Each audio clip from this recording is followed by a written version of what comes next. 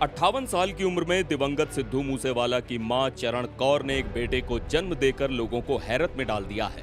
तमाम लोगों के जहन में एक सवाल कौंध रहा है कि 58 साल की उम्र में आखिर ये संभव कैसे हुआ, और इसका जवाब है आईवीएफ तकनीक। दरअसल आईवीएफ तकनीक के जरिए ही मूसेवाला की मां चरण कौर ने गर्भ धारण किया था, जिसके बाद आज 17 मार्च की सुबह 5 बजे उन्होंने एक बेटे को जन्म दिया है। बता दें कि साल 2022 में अपने माता पिता की इकलौती संतान सिद्धू मूसेवाला की गोली मारकर हत्या कर दी गई थी, जिसके बाद से दिवंगत मूसेवाला के माता पिता खुद को बेहद तन्हा महसूस कर रहे थे और यहीं से उन लोगों के भीतर एक बार फिर से संतान पैदा करने की चाहत पैदा हुई। लेकिन जो मुश्किल थी वो थी उम्र को लेकर। गौरतलब है कि मूसेवाला के पिता की उम्र लगभग 60 साल और मूसेवाला की मां की उम्र लगभग 58 साल है।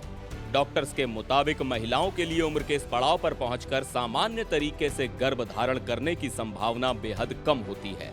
इसीलिए मूसेवाला की मां चरण कौर ने आईवीएफ तकनीक का सहारा लिया। आइए जानते हैं कि क्या है आईवीएफ तकनीक और कितना मुश्किल या आसान है इस तकनीक के जरिए गर्भ धारण करना और बच्चे को जन्म देना। आईवीएफ यानी इन विट्रो फर्टिलाइजेशन, सामान्य बोलचाल में इसे टेस्ट ट्यूब बेबी भी कहा जाता है।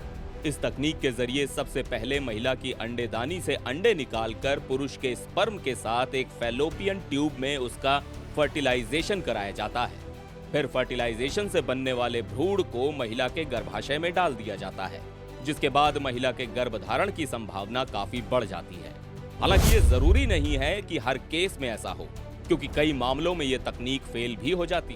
बावजूद इसके ये तरीका उन महिलाओं के लिए प्रेगनेंसी की संभावना जरूर जगाता है जो नेचुरल तौर पर बच्चा कंसीव करने में असफल रही हैं। सामान्य तौर पर देखें तो ऐसा माना गया है कि पीरियड साइकिल बंद हो जाने की वजह से भारत में लगभग 50 साल की उम्र के बाद किसी भी महिला के गर्भधारण करने की संभावना काफी कम हो जाती है। बीच बीच में थोड़ी बहुत प्रॉब्लम होती थी, जैसे कि एडवांस स्टेज में कभी थोड़ा बीपी बढ़ गया, कभी थोड़ा सा ब्लीडिंग होने लग गया, तो तब हम उनको मैनेज करते थे। अदरवाइज वो ज्यादातर सही रहे हैं, हेल्दी रहे हैं और वो बहुत फिट हैं, तभी उन्होंने ये कदम उठाया होगा। इसलिए आईवीएफ तकनीक में महिला को हार्मोनल इंजेक्शन देकर उसके गर्भाशय को एक्टिव किया जाता है और इसके बाद आगे की प्रक्रिया शुरू की जाती है। लेकिन ये प्रक्रिया बेहद जटिल है। कई बार आईवीएफ की शुरुआत से लेकर बच्चे को जन्म देने तक महिला को काफी मुश्किलों का सामना करना पड़ता है।